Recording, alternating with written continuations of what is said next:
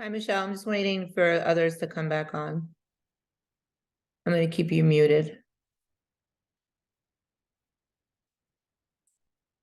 I just want to go over a couple things about your tracking your macros. Once everybody's in here.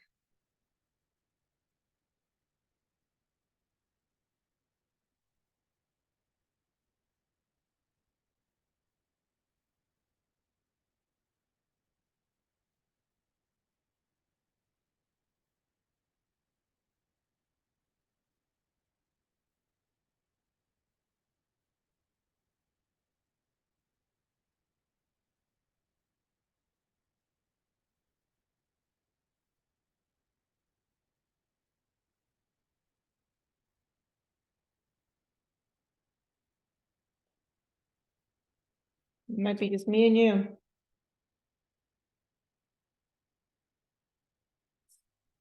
All right, I posted in there that we were back on, so everybody knows. So a couple of things I wanted to just talk about with tracking macros is I want you to think about your daily budget. Your daily budget is associated, think about your monthly budget at home. So anything that you are tracking, you need to focus on your required foods, like your main meals. And then anything after that would be like your snacks. When you are doing your meals, you are focusing on proteins first. And we're so used to eating very little protein at meals. A pouch of tuna fish is 2 to 3 ounces of tuna.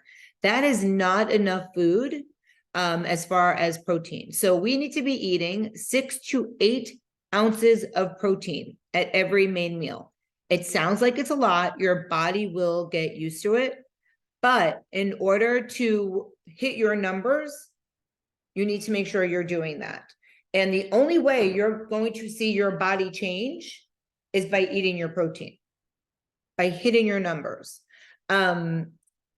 By pre-planning your food, thinking about what you're going to eat the next day is probably the most important part of tracking macros. If you don't log your food until after you eat it, you can't go back and take that food back out of your body. So you have to remember that before you eat something, you need to put it in the app to make sure you can eat it, to make sure you have that in your daily budget. You're not going to have your monthly budget at home and go buy a fur coat knowing that you only have $50 left in your monthly budget. So what if you went and bought that fur coat? What's going to bounce at your house? You can't go back, right? So yes, thankfully you can return the fur coat, but it's the same concept. You only have a certain amount of food every day. And if you go over it, you're not hitting your macros, chances are your body's not going to change. We don't feed back our bodies for exercising. So if you worked off 300 calories, you don't get to eat those back. So when you are tracking your food, yes, you're tracking your exercise, but you're looking at everything in my app, not MyFitnessPal. So a lot of times MyFitnessPal will give you more food after you've tracked your exercise. And that is not correct. So you want to make sure that you're looking at everything in the Shred Tribe app. You can log elsewhere, but you're looking at the numbers in Shred Tribe app. If you're doing in-app tracking, you don't even have to worry about it. It's all the same. It makes it so much easier. You have meal ideas. It has recipes for you. So much easier when you're doing it that way. We track everything. There's nothing that we don't track. You took a bite of something, you need to track it, because if you're not losing weight, then there's a reason. And I could say, oh, it looks like you had a chicken nugget from your son's meal every day this week. It adds up for the week. In order to lose 1 pound, as long as you, sorry, someone just messaged me so they couldn't get in the Zoom. I don't know why they can't get in. We're all in, so, or you guys are in. They're probably not doing it correctly, I'm assuming. I don't even know what my thought was. because they messaged me like 4 times in a row. So I thought it was an emergency. When you're doing your food, you want to focus on eating holistically. So protein, carbs, and fats at every meal. If you eat a carb by itself, try to have it with a protein, because that will break down the carbs faster.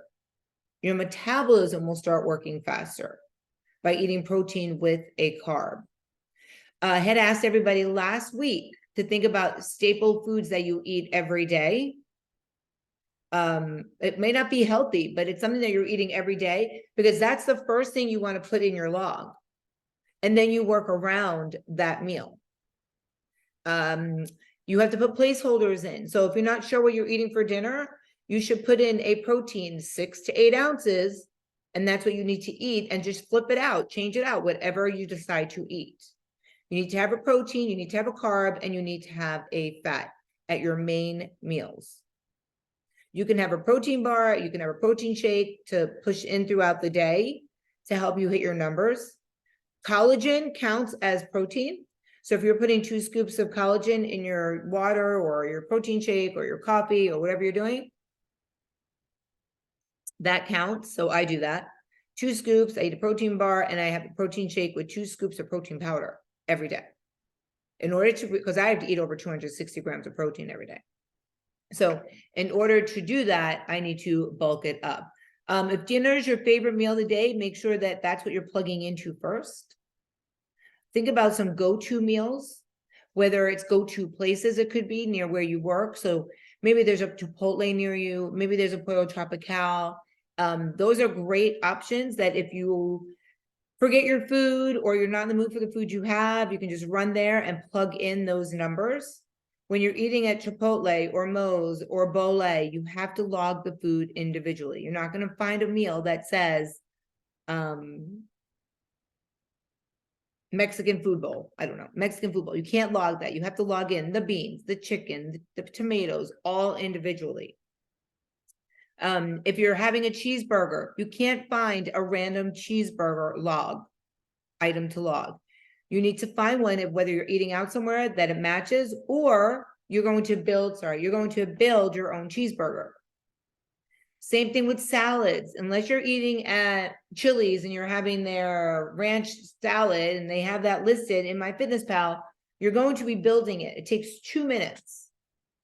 Each item, boom, you're done. When you're tracking your alcohol, you cannot go by what it says on the label. You will take the calories and divide it by whether you're eating carbs, using it as carbs or fats, and you'll have to make a line item for it. You can't put in wine and use whatever MyFitnessPal says. You'll gain weight, pretty much. Because it says that there's like no carbs in it, and it says that there's protein, and there's not. It's not true. I added everybody into the alcohol group so you guys can see how to do those calculations. Don't limit yourself. Don't restrict yourselves. That is one major mistake that everybody makes. Have what you want to eat. Just make sure it fits in your budget. You know, maybe you can't have 26 French fries. Maybe you can have 10 or 13. And that's playing macros Tetris. Put something in, take it out. Put it in, take it out. Until you see your numbers are hitting it, you just keep playing that game. And that's why every day I say, are you guys ready for me to look at your logs? 2 to 3 people tell me yes. I look at them. Those are the ones that you see getting the shout outs. I'm helping you guys hit your numbers, giving you ideas. One person I noticed, they were just short a little bit of protein. I said, just pump it up, have 1 more ounce. Oh, what a great idea. I didn't even think of that. That's why I'm here, to help you to make it easier. So you're not stressed out. So you're not feeling overwhelmed and anxious. Yes, you will feel overwhelmed, anxious, and stressed about tracking for the first 2 to 3 weeks. And then it will be like simple. You'll have the food you always eat. You'll log them. You'll know what you're doing. Some people log the night before. Some people log for the entire week. I wake up in the morning. I put all my food out on the counter. I scan what I have to scan. That makes it so much easier. And then I log in what I can't scan. And I log every single day. Every day. It helps me feel less stressed knowing that I know what I'm going to eat. I pack my big cooler because I leave my house at 3:30 in the morning. I leave my house at 4 o'clock in the morning. And I usually don't walk in the door till after 8 p.m. But I make sure everything is packed in my cooler. And before I come home, I try to eat everything in that cooler. So I know that I hit my macros because I've already planned for the whole day. It's already in my cooler. If there's something I didn't plan for and I see that I want it, I just move things around.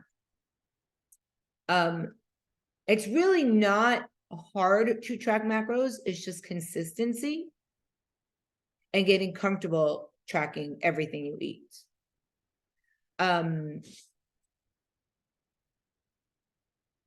like I said, focus more on the proteins first and foremost.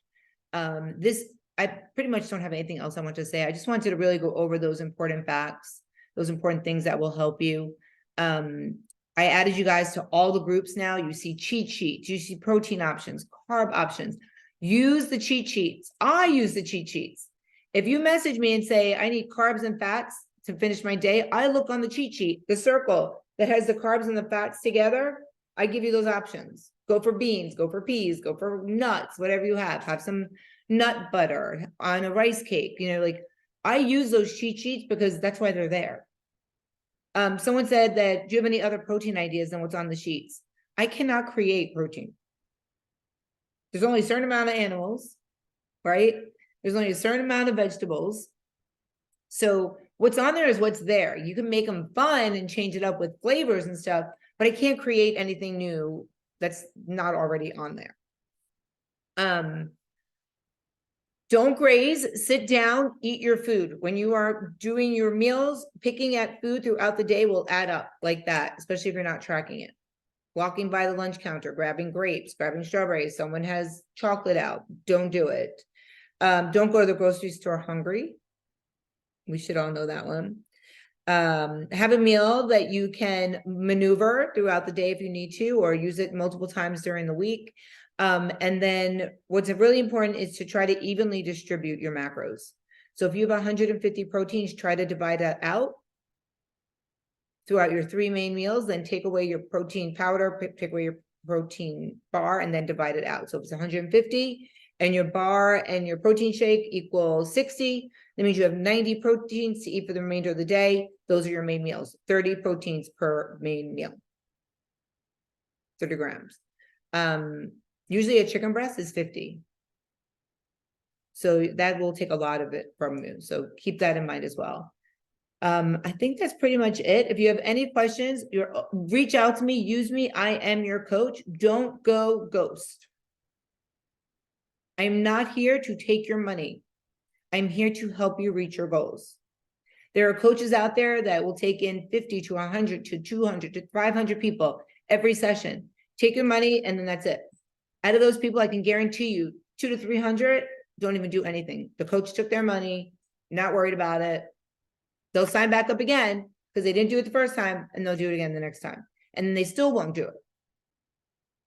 So don't be that client, and I will not be that coach. I am here for you. I want to help you reach your goals. All right, I'm going to let you guys go, and I'm going to go get ready for bed because I go to bed at 9 o'clock. And I look forward to seeing you guys all hitting your numbers. I look forward to hearing you guys reach out to me to help you reach your numbers with any questions or anything. And I'm going to head out. So remember, always be badass. Thanks, Jessica. Thanks, Michelle, for popping on. And hopefully everybody else that's watching this on record. Bye, guys. Have a great night.